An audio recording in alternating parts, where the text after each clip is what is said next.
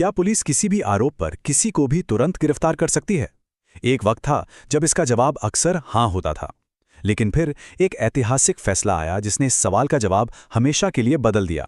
तो आइए समझते हैं अरनेश कुमार बनाम बिहार राज्य मामले को, जिसने पुलिस की शक्ति और आम नागरिक की स्वतंत्रता के बीच एक नई, बहुत जरूरी लकीर खींची। इस पूरी कहानी को हम 5 हिस्सों में समझेंगे। सबसे पहले उस संकट की बात करेंगे जिसके कारण ये मामला इतना अहम हो गया। फिर जानेंगे कि अरनेश कुमार का केस क्या था। इसके बाद देखेंगे कि अदालत ने क्या ऐतिहासिक दिशा निर्देश दिए, उस चेकलिस्ट को समझेंगे जो अब गिरफ्तारी का आधार है, और आखिर में बात करेंगे कि ये लड़ाई आज भी क्यों जारी है।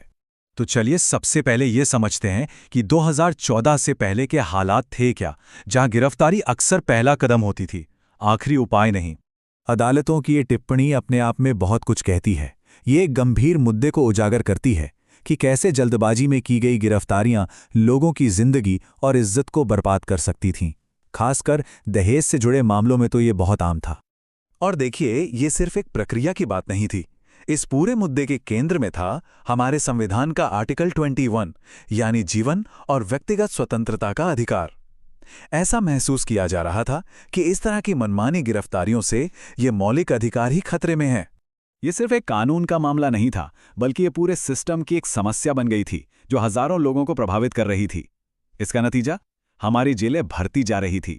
और सोचिए, उनमें से 2/3 से ज्यादा कैदी तो वो थे जिन पर मुकदमा चल ही रहा था, यानी अंडर ट्रायल थे। अब आते हैं उस केस पर जो इस पूरे बदलाव की वजह बना। चलिए देखते हैं कि कैसे एक आम इंसान का मामला एक बहुत बड़े कानूनी सुधार का जरिया बन गया। तो ये केस अरनेश कुमार और उनके परिवार से जुड़ा था। उनकी पत्नी ने उन पर दहेज उत्पीड़न का आरोप लगाया और उन पर तुरंत गिरफ्तारी की तलवार लटक रही थी। जब निचली अदालतों से राहत नहीं मिली तो मामला पहुंचा सुप्रीम कोर्ट। ये भले ही एक परिवार का मामला था, लेकिन इसने उस पैटर्न को उजागर कर दिया जो देश भर में हजारों लोगों के साथ हो रहा था। तो अब आता है सबसे अहम मोड़। सुप्रीम कोर्ट ने इस मामले पर कैसी प्रतिक्रिया दी?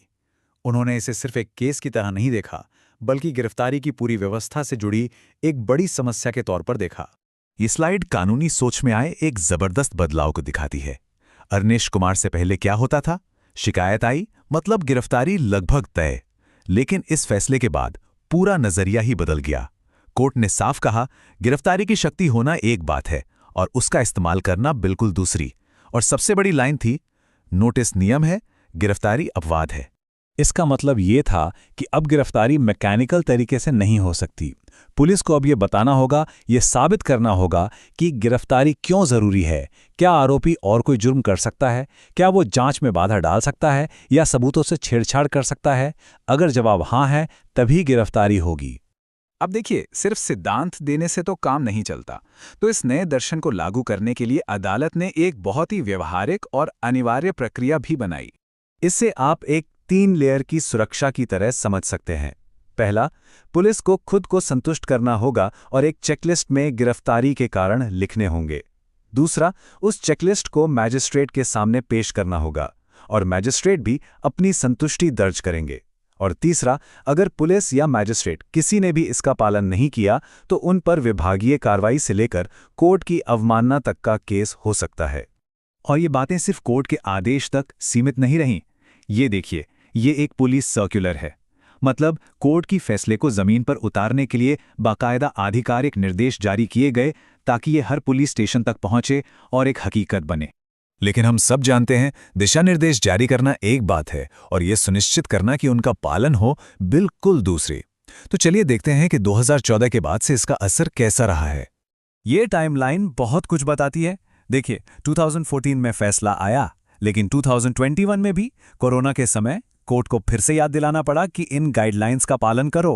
2022 में तो इलाहाबाद हाई कोर्ट ने एक पुलिस ऑफिसर को जेल तक भेज दिया और आखिरकार 2023 में इसे नए आपराधिक कानून का हिस्सा बना दिया गया। साफ है कि ये लड़ाई लगातार चलती रही है।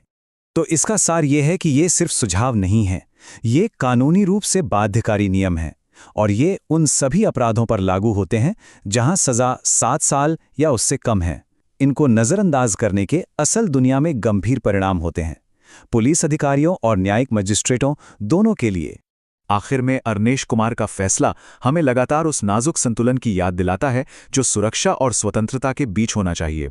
ये कानूनी व्यवस्था और हमारे समाज के लिए एक बड़ा सवाल छोड़ जाता है कि दिशा निर्देश तो मौजूद हैं, पर ऐसा क्या किया जाए कि उनका पालन हमेशा हर हाल में हो।